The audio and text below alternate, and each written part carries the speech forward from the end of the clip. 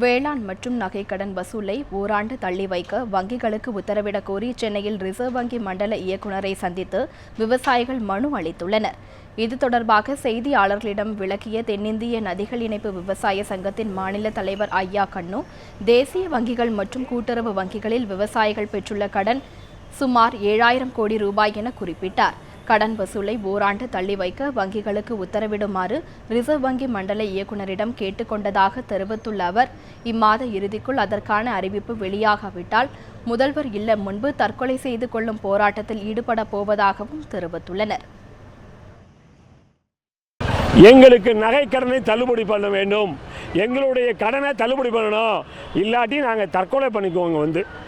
ஜெயலலிதா அம்மா வீட்டில் அடுத்தது கொடுத்துட்டு வேளாண்மைத்துறை மந்திரியை கொடுத்துட்டு ஜெயலலிதா அம்மா வீட்டிலே போய் போயஸ் கார்டன்லேயே நாங்கள் தற்கொலை பண்ணிக்க போகிறோம். வழி ஏன்னா ஊரில் தற்கொலை பண்ணிட்டா குடும்ப பிரச்சனை தற்கொலை பண்ணிட்டான்னு பாங்க.